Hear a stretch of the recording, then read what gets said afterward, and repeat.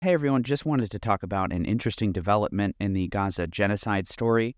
Some of you may remember The Economist publishing a short article in November of 2023 titled, How the Term Genocide is Misused in the Israel-Hamas War. In its original text, it explained how the allegation of genocide had been made by countries that have usually been friendly to Israel. Colombia, Honduras, and South Africa have all withdrawn their ambassadors from Israel, accusing its government of committing genocide. In a high-profile and significant example, the director of the New York office for the UN High Commissioner for Human Rights, Craig McIver, wrote, "This is a textbook case of genocide." McIver would resign in protest. The article gives a cursory history of the Genocide Convention, a definition, acts intended to destroy in whole or in part a national, ethnical, racial, or religious group. Israel, by contrast, does not meet the test of genocide. There is little evidence that Israel, like Hamas, intends to destroy an ethnic group, the Palestinians. Israel does want to destroy Hamas, a militant group, and is prepared to kill civilians in doing so. And while some Israeli extremists might want to eradicate the Palestinians, that is not a government policy.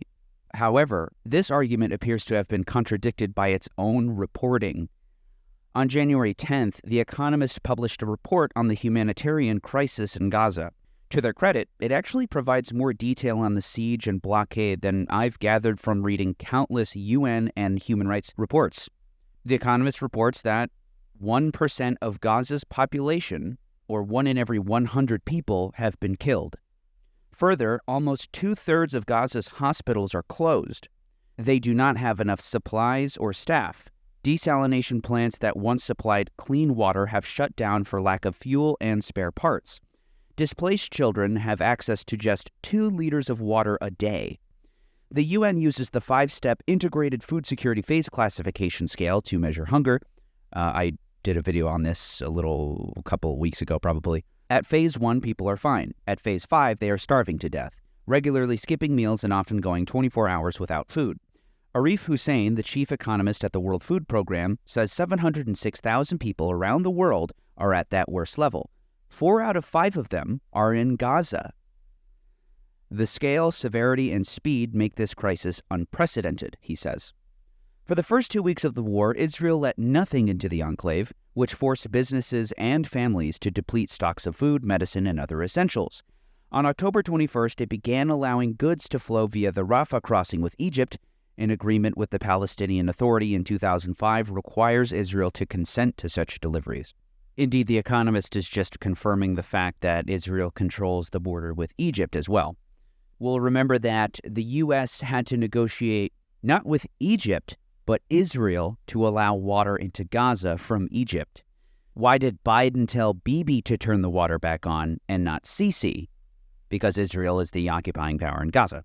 The article continues, lorries have entered almost every day since then, from a low of 8 on October 25th to a high of 300 on November 28th, during a week-long ceasefire. Still, even with a second crossing, deliveries are far short of the 500 to 600 lorries a day that entered Gaza before the war. The inspections themselves are complicated. The Dutch government paid for X-ray scanners at Kerem Shalom, which have been in use since December.